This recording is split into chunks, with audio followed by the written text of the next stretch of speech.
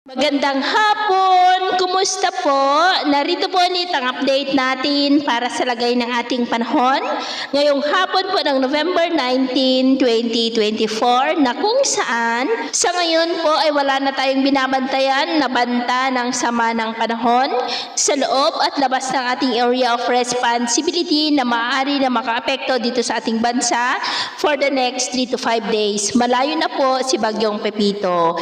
Easterlies po ngayon ang hangin na umiihip sa silangan ng ating bansa at mayroon pong daloy ng northeasterly surface wind flow o mahinang daloy ng amihan na umaabot po dito sa northern part ng Northern Luzon. At ang shear line naman, dyan po sa northeastern ng ating bansa, ang shear line po ay umiiral lamang yan kung mayroong amihan dahil yan po ay imaginary line ng hangganan ng malamig na hanging amihan at mainit po na easterlies.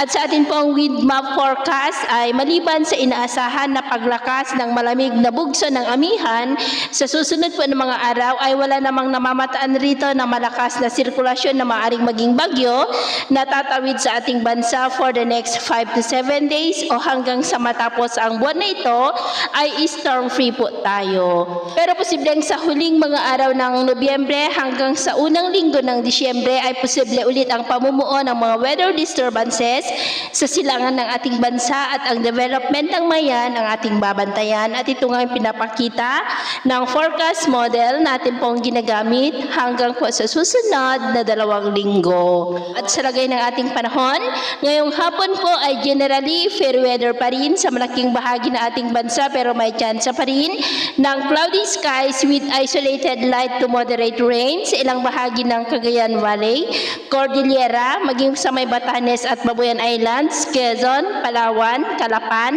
ilang bahagi po ng Panay Island, ilang bahagi ng Negros, Cebu, Bohol, Leyte, Eastern Samar, Sulu Archipelago, Zamboanga Peninsula, Northern Mindanao, Caraga, Davao Region at Sorsogon. At mamayang gabi po, generally fair weather pa rin sa malaking bahagi ng ating bansa pero may tsansa pa rin ng cloudy skies with isolated rain sa ilang bahagi ng Cagayan, Batanes, Babuyan Islands, Calapan, Palawan, Aklan, Capiz, Leyte, ilang bahagi ng Samar, Caraga, Davao Oriental, Zamboanga Peninsula at Sulu Archipelago. Sa atin man pong mga baybayin, dahil pa rin sa pinagsamang epekto ng amihan at trough ng bagyo ay iwasan na muna natin ang papalaot sa seaboard po ng Batanes, Babuyan Island Seaboard at seaboard ng Kanluran ng Northern Luzon at Cagayan Seaboard dahil ang mga alon dyan ay posible po na aabot hanggang sa 4 to 7 meters height. Kaya hanggat maaari ay iwasan na po muna natin ang papalaot dyan sa mga may kulay pula para mas makaiwas sa mga sakunang pangkaragatan. So yun po ang latest update natin sa araw na ito. At ako po muli si James na nagsasabing sa kahit anong pagsubok po na darating sa ating buhay, huwag na huwag po tayong mawawalan ng pag-asa. Thank you and God bless!